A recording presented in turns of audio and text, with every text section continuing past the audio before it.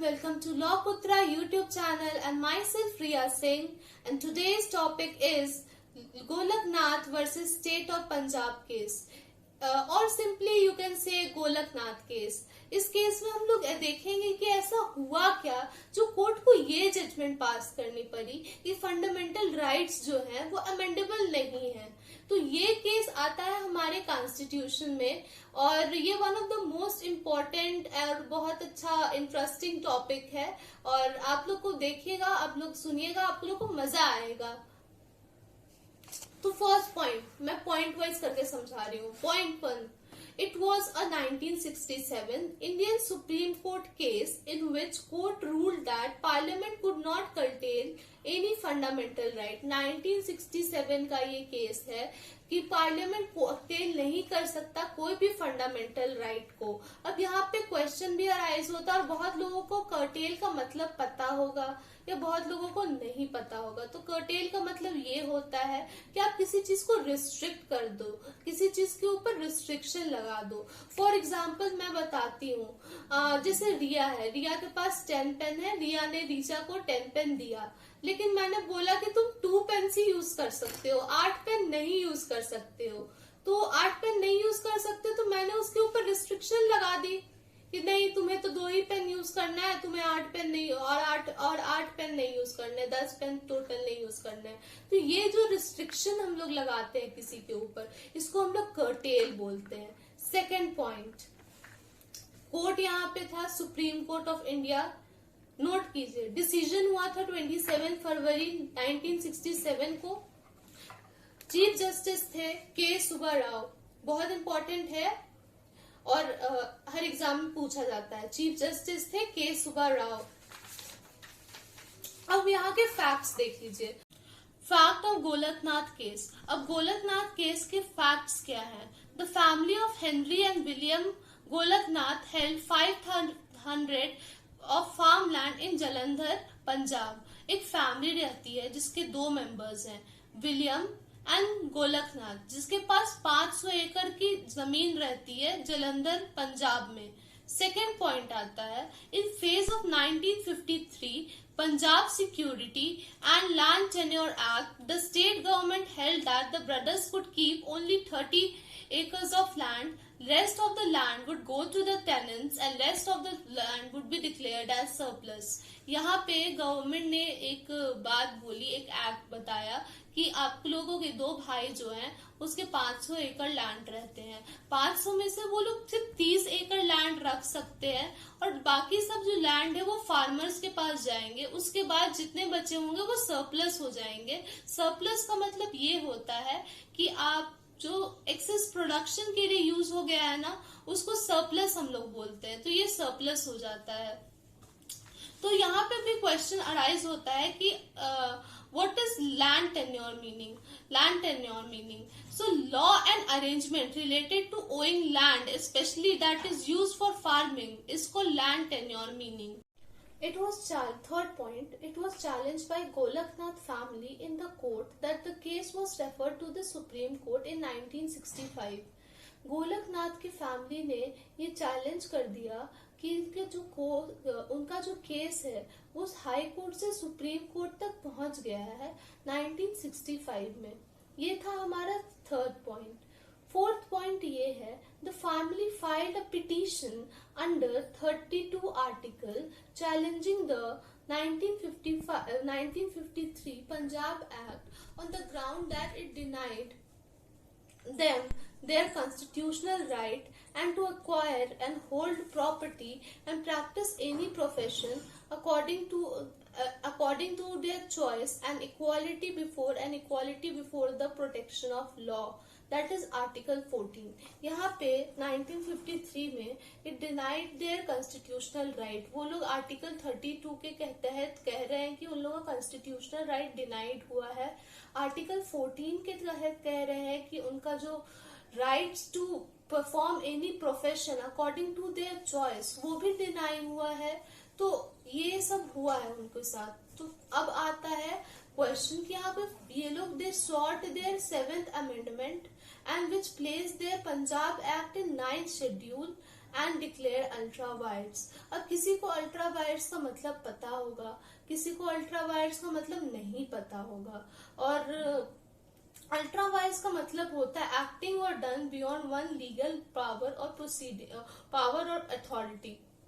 Acting और done मतलब कुछ भी करना किसी भी लीगल प्रोसीडिंग के साथ, उसको अल्ट्रा वायर्स कहते हैं। और यहाँ पे आर्टिकल 32 क्या कहता है? आर्टिकल 32 यहाँ ये कहता है that we have the right to go to the supreme court with our legal proceeding. आपका लीगल प्रोसीडिंग के साथ आप कभी भी सुप्रीम कोर्ट जा सकते हैं। आप लोग इसे नोट कर लीजिए please.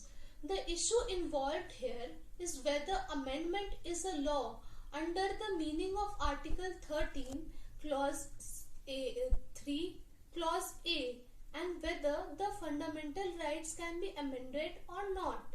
Article 13, Clause 3, Clause A के तहत हम लोग को यहाँ पता करना है कि जो फंडामेंटल राइट्स है क्या वो अमेंड हो सकते हैं या नहीं हो सकते हैं।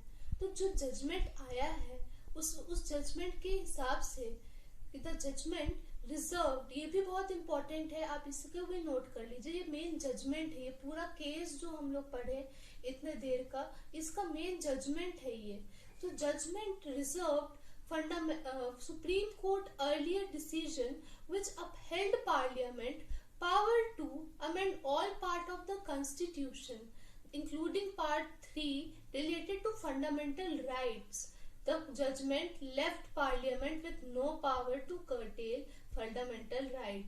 जो जजमेंट आया है वो पार्लियामेंट को कहा गया है कि पार्लियामेंट के पास कोई भी पावर नहीं है किसी के फंडामेंटल राइट को कर्टेल करने का, मतलब रिस्ट्रिक्ट करने का। जैसे हम लोग उस केस ने पढ़ा कि 500 एकड़ के लैंड थे, ब्रदर्स को सिर्फ 30 एकड़ के लैंड मिल रहे थे। एक समरी मैं बता दे रही हूँ कि ब्रदर को बस 30 एकड़ के लैंड मिल रहे थे और रेस्ट लैंड पीजेंट्स को यानी फार्मर्स को मिल रहे थे और रेस्ट सरप्लस मिल रहे थे। तो इसके मेन जजमेंट यही आया है कि पार्लियामेंट के पास कोई पावर नहीं है उसको कर्टेल करने का, किसी भी फंडामेंटल राइट को कर्टेल करने का किसी भी इंसान को। यहाँ पे one of the most important point है इस केस का, तो आप लोग इसे नोट कर लीजिए please. The issue involved here is whether amendment is a law under the meaning of article 13 clause 3 clause A and whether the fundamental rights can be amended or not. Article 13 Clause 3 Clause A के तहत हम लोग को यहाँ पता करना है कि जो फंडामेंटल राइट्स है क्या वो अमेंड हो सकते हैं या नहीं हो सकते हैं।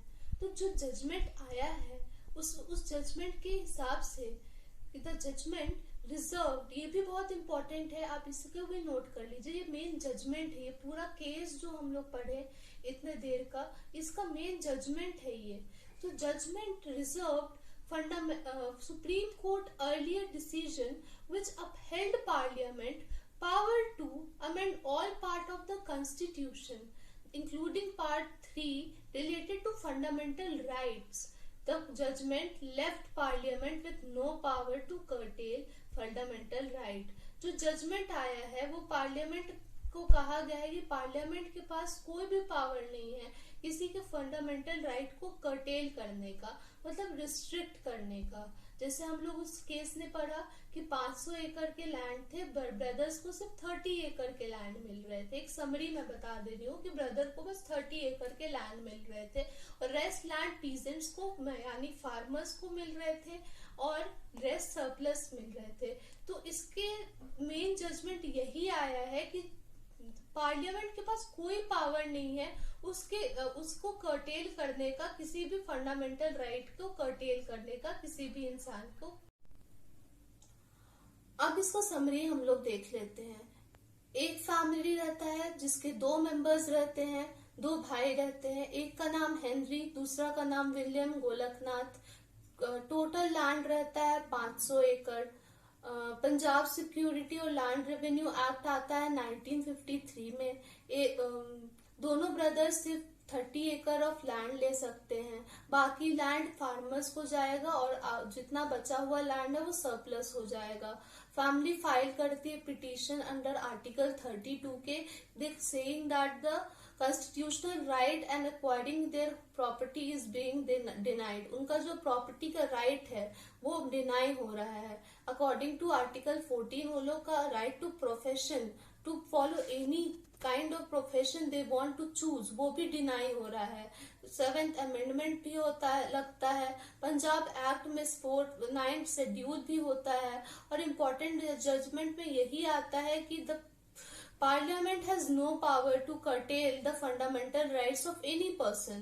पार्लियामेंट के पास कोई भी पावर नहीं है कि किसी भी पर्सन का राइट को वो कर्टेल कर देगा. इम्पोर्टेंट डेट्स, इशू हुआ था 27 फरवरी 1967 में. Punjab security and land tenure act आया था 1953 में. अब ये केस हमारा यहीं पे खत्म हुआ. If you like our video then do like, subscribe and share our channel. Thank